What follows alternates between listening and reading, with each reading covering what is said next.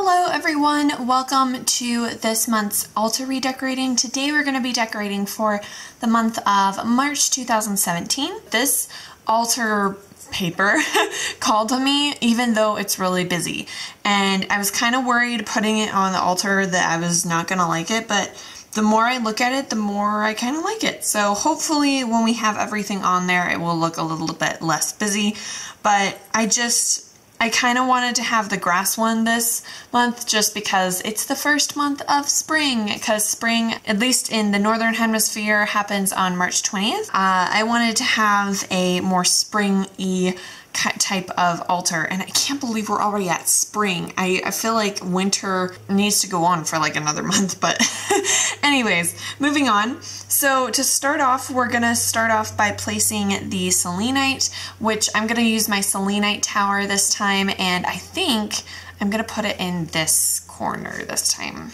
I think so. I might change it. And then the candle, I had to get a new candle because I burned through the old one, but I think I'm gonna put the candle over here. And then I'm going to actually use both of my crystal skulls that I have. So I'm going to use my star being crystal skull, and I'm also going to use my humanoid one. I think I'm going to have them placed like this, almost like watchers of the altar. And I think I'm going to have them like angled in like that. Yeah, I like that. Oh, actually, I think I'll do this. And then I will take my quartz point, which this isn't necessarily programmed to anything right now. It's just being a quartz point this time. So we're going to put that right there, just amplifying the energies of this altar. And then we're going to use a labradorite, which this is my labradorite palm stone. I really like this one. I don't use it very often just because I don't feel called to, but this time I felt super called to use it. So I think we're going to put that one there.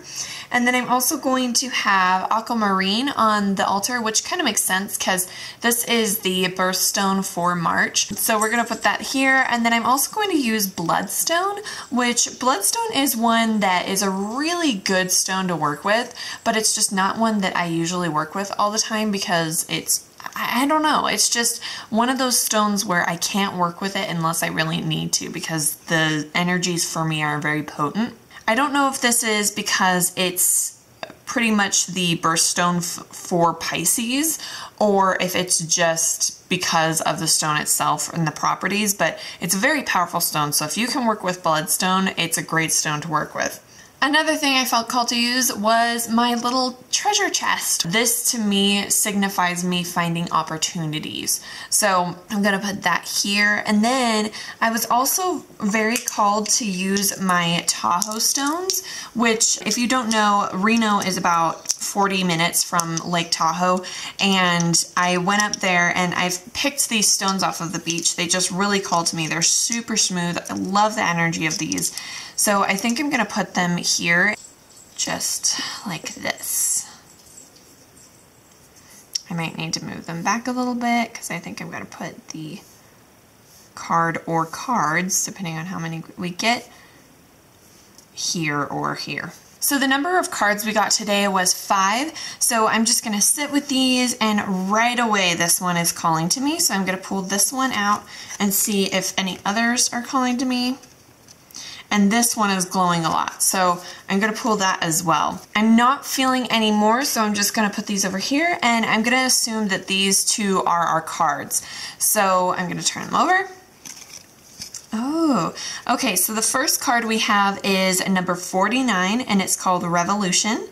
And then the next card, ooh, is number 57, which is Intuition. These are really interesting cards. And I think it's very interesting that both of them are female. I'm going to read what Revolution has to say for us. I am reading her message, and I feel like it's really important, and it's not that long, so I'm going to read it really quick.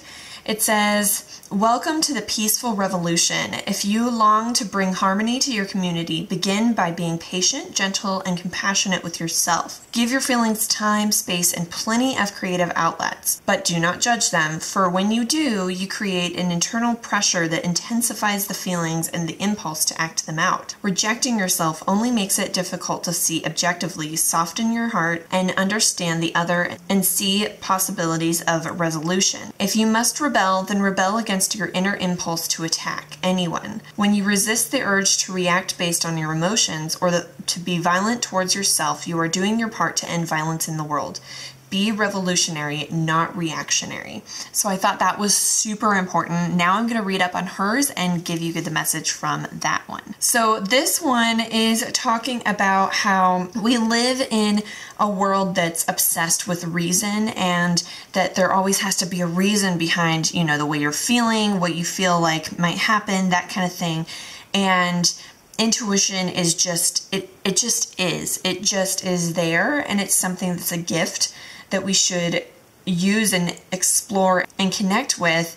And it's also time to embrace the primal instincts and stop relying on theories and methods. And she says, don't discard your intellect or your tools, just allow those things to serve your intuition. And she says, as you learn this, you'll find the old fears melt away, relationships soften, and things go more smoothly. And then it says, trust the delicate hairs on the back of your neck and listen carefully. So I feel like it's very much of softening, you know, trying to soften the energy around us to be more gentle and kind, but also not denying ourselves from feeling, you know, anger or upset or anything like that, but also relying on our intuition to guide us in what we're feeling, but also why we're feeling it. And sometimes there isn't a reason why. Sometimes there isn't an answer. Sometimes it just is. And I think because in our day and age of just always having to have an answer to something, or feeling like there has to be an answer to something, it's so easy for us to just get caught up in the very logical mindset, which isn't a bad thing, but there has to be a balance of between being, you know, trusting your instincts and also being logical. So yeah, I'm actually really digging the energy around this altar this month. I'm actually really excited to work with it and see what it brings into my life. And I hope that this altar benefits you guys too. I know that when I decorate my altars, they're mostly for me because I'm the one that's actually living around it, but I really want the videos of the altar redecoratings to bring the energy of this altar into your guys' life too, for you guys to work with as well. So I hope that it brings you some grounding energy and peace and